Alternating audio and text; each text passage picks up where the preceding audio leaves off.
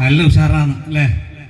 എന്നാൽ കുറച്ച് സമയം നമുക്ക് മിമിക്രി ഇഷ്ടപ്പെടാത്തവരാരും ഉണ്ടാവില്ല അല്ലേ? കുറച്ച് മിമിക്രി നമുക്ക് ചെയ്യാം അല്ലേ? പോരെ?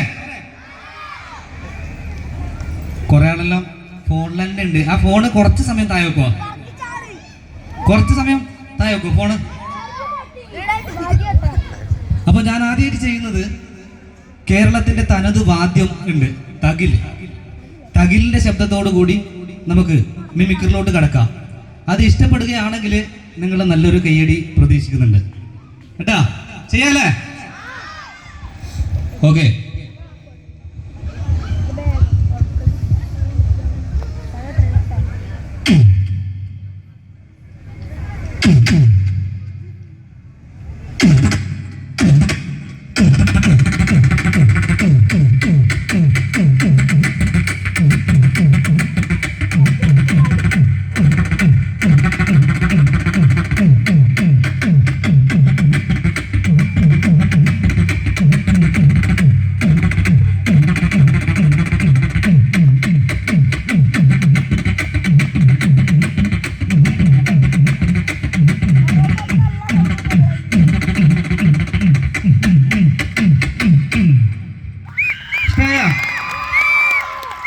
Thank you. ഇനിയിപ്പോ ഞാൻ ഒരാളെ വിളിക്കും. എന്ത് ചോദിച്ചാലും, ഞാൻ എന്തെങ്കിലും ചോദിച്ചാലും അതിന് മറുപടി പറയുന്ന ഒരാള് ആർക്ക് വേണമെങ്കിലും വരാം. പെട്ടെന്ന് വരുമോ? കുറച്ച് മുതിർന്നവരാണെങ്കിൽ നമുക്ക് ഉഷാറാക്കാം. പെട്ടെന്ന് വാ.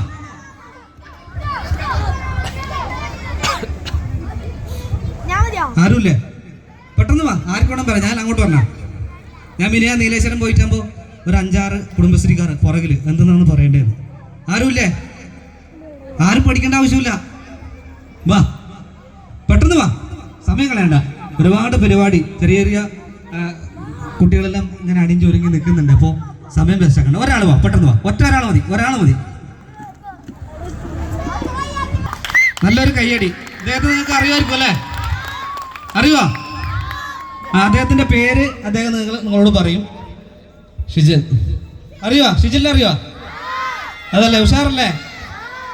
അപ്പോൾ എന്ത് ചോദിച്ചാലും പറയുന്ന ഒരാളാണ് ഞാൻ വിളിച്ചത് അല്ലേ? അപ്പോൾ എന്ത് ചോദിച്ചാലും ഒരാളെ വിളിച്ചു കഴിഞ്ഞാൽ, ഞാനല്ല ആര് വിളിച്ചാലും നമുക്ക് പോകണം. കാരണം നമ്മൾ ആരും ഒന്നും പഠിച്ചിട്ടല്ല ഇവിടെ വന്നത്. നമ്മളെല്ലാം ഓരോ ദിവസം ഓരോ അടുത്ത് പോകുമ്പോൾ നമുക്ക് പുതിയ പുതിയ അനുഭവങ്ങൾ ഉണ്ടാവും അല്ലേ? എനിക്കറിയാൻ പറ്റാത്ത കാര്യങ്ങൾ നിങ്ങളിൽ നിന്ന് എനിക്കറിയാൻ പറ്റും അല്ലേ? നിങ്ങൾക്ക് അറിയാത്ത കാര്യങ്ങൾ എന്നിൽ നിന്ന് ചിലപ്പോൾ അറിയാൻ പറ്റും അല്ലേ? അപ്പോൾ ഞാൻ ഒരു ചെറിയൊരു കാര്യം പറഞ്ഞ് അതുപോലെ പറയാൻ പറ്റുമോ? നോക്കാം അല്ലേ? അപ്പോൾ പറയുന്നത് ഷിജിൽ അല്ലേ? ഷിജിൽ പറയുന്നത് അളിയ പുളി പിഴിഞ്ഞൊഴിയ അളിയ. ഇത് 10 തവണ പറയും സ്പീഡിൽ കേട്ടാ. ആഘോഷ കമ്മിറ്റി സമ്മാനം ഏർപ്പാട് ചെയ്തിട്ടുണ്ടെന്ന് നേരത്തെ എന്നോട് പറഞ്ഞു കേട്ടാ. അളിയ പുളി പിഴിഞ്ഞ് ഒഴിയ അളിയ 10 തവണ പറയും സ്പീഡിൽ കേട്ടാ.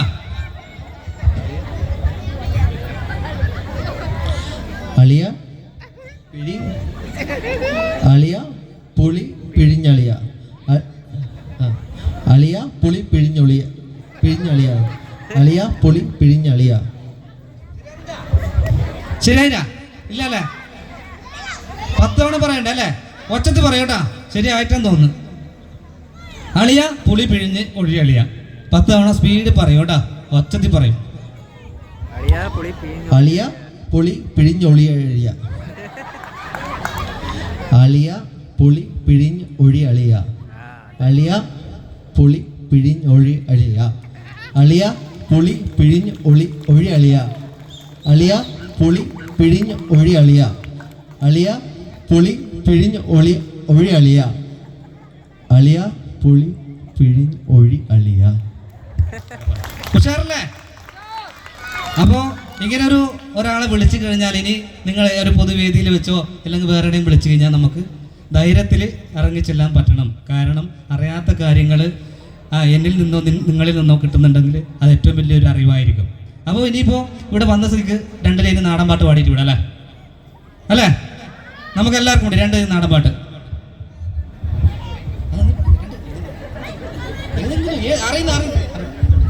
അറിയുന്ന ഏതെങ്കിലും ഒരു പാട്ടല്ലേ? ഞാൻ പാടുന്നത്, ഞാൻ പാടണമെങ്കിൽ പിന്നെ ഇദ്ദേഹത്തെ വിളിക്കേണ്ട ആവശ്യമുണ്ടായില്ല അല്ലേ? ഷിജിലേട്ടൻ ഒരു നല്ലൊരു പാട്ട് പാടും.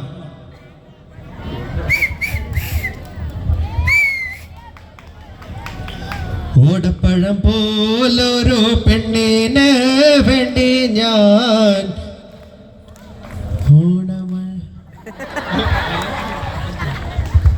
എന്നോട് ചോദിക്കുന്നത് ബാക്കി എന്തിങ്ങനെയാണ് അല്ലേ?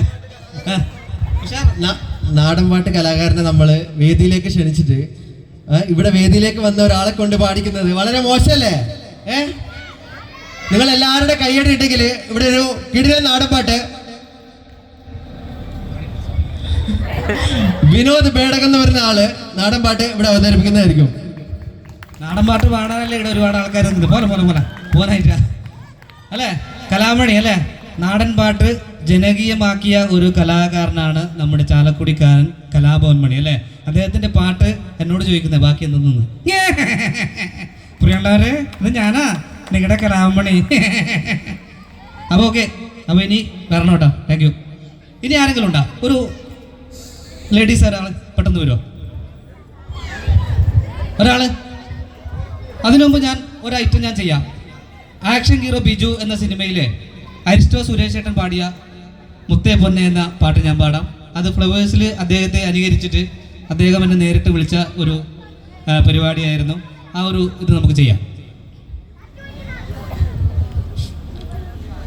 മുത്തേ പൊന്നെ പിണങ്ങല്ലേ, എന്ത് കുറ്റം ചെയ്തു ഞാൻ? മുത്തേ പൊന്നെ പിണങ്ങല്ലേ, എന്ത് കുറ്റം ചെയ്തു ഞാൻ? എന്തിനു പെണ്ണ് നിനക്കിന്നു പിണക്കം, നീ എൻ്റെ കരളല്ലേ? രാവിൻ്റെ മാറിൽ മയക്കം കൊള്ളുമ്പോ നീയല്ലോ കനവാകെ. അയ്യോ സാറേ, വല്ലാത്ത ചൊച്ചല സാറേ. അയ്യോ എല്ലാം നിർത്തി സാറേ, ഇനി വരുമ്പോ ഞാൻ 2 ചട്ടി ഇട്ടോളാം. അയ്യോ സാറേ. ഉഷാറാ, കയ്യടി പോരാട്ടാ. ഒരാൾ വരുമോ പെട്ടെന്ന്? ഇപ്പൊ ആരെങ്കിലും വരും? കുടുംബശ്രീക്കാരോ കൈ കൊട്ടിക്കളി കളിച്ചവരുണ്ടാവും, ഒരുപാട് ആൾക്കാരുണ്ടാവും. പെട്ടെന്ന് വരാം, വാ. ഇല്ല, ആരുമില്ലേ? പെട്ടെന്ന് വാ. നമ്മൾ ഒരുപാട് ചെറിയ കുട്ടികൾ വേദിയിൽ കയറാനുണ്ട്. അപ്പോൾ സമയം കളയുന്നില്ല, അതുകൊണ്ടാണ് നമ്മളെല്ലാവരും സഹകരിക്കണം. ഒരാൾ വാ പെട്ടെന്ന്. എല്ലാവർക്കും അറിയാം. അദ്ദേഹത്തിനൊരു ശൈലിയുണ്ട്. അദ്ദേഹത്തിൻ്റെ വോയിസ് ഞാനൊന്ന് അനുകരിക്കാൻ ശ്രമിക്കുകയാണ്. നിങ്ങളുടെ കയ്യടി പ്രതീക്ഷിക്കുന്നു. പണ്ട് കാലങ്ങളിൽ ഈ കേരളത്തിൽ ഈ മിമിക്രിക്കാരും ഈ മിമിക്രി ട്രൂപ്പും സജീവമായിരുന്നു. ഇന്ന് മിമിക്രിക്കാരെ കാണണമെങ്കിൽ ഏതെങ്കിലും ഒരു റിയാലിറ്റി ഷോ എടുത്ത് നോക്കിയ മിമിക്രിക്കാരുടെ താരനിര അങ്ങ് നീണ്ടു കിടക്കുകയാണ്. ഈ ഷോ ഇവിടെ അവസാനിക്കുന്നില്ല. ഇതേ ദിവസം വീണ്ടും കാണാം. Good bye. ഉഷാറല്ലേ? ഒരാൾ പെട്ടെന്ന് കടന്നു വരുമോ? വാ. കോഡ്ലെസ് ഇല്ലാത്തതുകൊണ്ടാണ്. കോഡ്ലെസ് ചെറിയ ഔട്ട് നമുക്ക് കിട്ടുന്നില്ല, അതുകൊണ്ടാണ് ഈ മൈക്ക് ഉപയോഗിക്കുന്നത്. ഇല്ലെങ്കിൽ ഞാൻ അങ്ങോട്ട് വരുമായിരുന്നു. ആരുമില്ല. നമ്മൾ മിമിക്രിയൊക്കെ ചെയ്യുമ്പോൾ ആദ്യം ചെയ്യുന്നൊരു ശബ്ദമുണ്ട്. ആരായിരിക്കും? ജനാർദ്ദനൻ അല്ലേ? എല്ലാവരും കുട്ടിയാണോ പെട്ടോന്നറിയാം, എന്തിനാണോ സ്കാൻ ചെയ്തത്, ആ സട്ടിലൊക്കെ ടൂരിയാ പോരെ. ആരുമില്ല. വളരെ മോശം. ഒരാൾ പെട്ടെന്ന്, കാരണം എല്ലാവർക്കും വരണമെന്നുണ്ട്. മൊബൈലുണ്ട്, വലിയ മൊബൈലല്ലേ. മുമ്പെല്ലാണെങ്കിൽ ചെറിയ മൊബൈലാണ്. ഇപ്പോൾ ഈ ഒരു കയ്യിൽ മൊബൈൽ ഇങ്ങനെ പിടിച്ചിട്ട് ഇതിൻ്റെ ഇടയ്ക്ക് ഇങ്ങോട്ട് ശ്രദ്ധിക്കുന്നുണ്ടാവും, അതിൻ്റെ ഇടയ്ക്ക് ആടെ ഉണ്ടാവും അല്ലേ? വിരൽ ഇങ്ങനെ തന്നെ ആയിട്ടുണ്ടാവും അല്ലേ? പോരെ ഐറ്റം, പോരാ അല്ലേ? ഇനി ചെറിയൊരു ഐറ്റം ഞാൻ ചെറിയ കുട്ടികൾക്ക് വേണ്ടി അവതരിപ്പിക്കുകയാണ്. നമ്മുടെ പണ്ട് കാലങ്ങളിൽ ഉത്സവപ്പറമ്പിൽ ജനറേറ്റർ വഴിയാണ് വൈദ്യുതി ലഭിക്കുന്നത്. ആ ജനറേറ്ററിന് ഒരു പ്രത്യേക സൗണ്ടാണ്. ഇതുപോലെയുള്ള പഴയ മോഡൽ ജനറേറ്റർ, അത് നമുക്കൊന്ന് സ്റ്റാർട്ട് ചെയ്ത് നോക്കാം.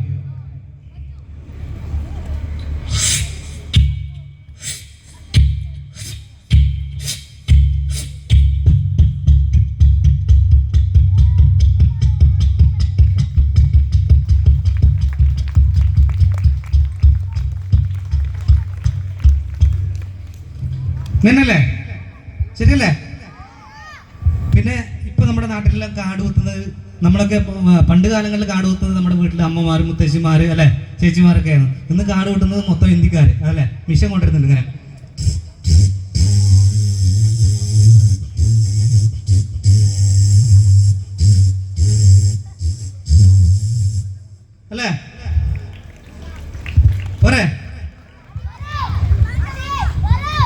ഇനി മലയാളത്തിൻ്റെ അമ്മ ആരാണെന്ന് ചോദിച്ചു കഴിഞ്ഞാൽ നമ്മുടെ മനസ്സിലൊക്കെ ഓടിയെത്തിയ ഒരു നടിയാണ് കവിയൂർ പൊന്നമ്മ.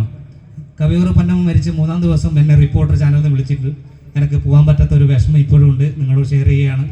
അദ്ദേഹത്തിൻ്റെ കവിയൂർ പൊന്നമ്മയുടെ വോയിസ് ഞാൻ ഇവിടെ ഈ വേദിയിൽ അനുകരിക്കുകയാണ്.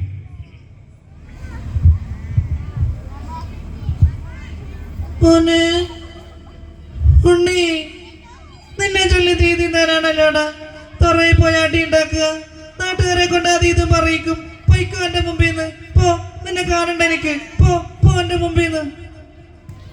ഉഷാറായില്ല, കയ്യടി പോരാട്ടാ. ഇന്ന് മിമിക്രിയിലൂടെ സിനിമയിലേക്ക് വന്ന ഒരു യുവ നടനുണ്ട്, മറ്റാരുമല്ല നമ്മുടെ ജയറാം. ഹലോ, നമസ്കാരം. എല്ലാവരും ഉണ്ടല്ലോ അല്ലേ? തുളസി, മീനാക്ഷി, രുക്മണി, ദേവൂട്ടി, നീയും ഞാനൊക്കെ ഒരേ കോളേജിൽ പഠിച്ച് അന്നില്ലാത്തൊന്നും ഇപ്പോഴും ഇല്ല. അല്ലേലും പ്രേമിക്കാൻ പറ്റിയ ഒരു ചടക്ക് കയറി പോടിയകത്ത് പോരെ. ഇനി നമുക്ക് ഈ ഒരു സ്ഥലത്തേക്ക് നമ്മുടെ കോഴിക്കോടിൻ്റെ അഭിമാനമായ ശ്രീ മാമുക്കോയ വന്ന്, നമ്മൾ പണ്ടൊക്കെ പറയില്ലേ ടൈം പാസിന് ചീട്ട് കളിക്കുന്നതെന്ന്, അല്ലേ? ഇന്ന് ചീട്ട് കളിയൊന്നും കാണാനില്ല എവിടെയും. ഇന്ന് അങ്ങനത്തെ ദുശീലങ്ങളൊന്നും ആർക്കുമില്ല, അല്ലേ? ചീട്ട് കളിക്കാൻ മാമുക്കോയും നമ്മുടെ ഈ നാട്ടിലത്തെ 1-2 ആൾക്കാരും. അപ്പോൾ നമുക്ക് മാമുക്കോയുടെ ആ ഒരു സംഭവം നമുക്കൊന്ന് കാണാം.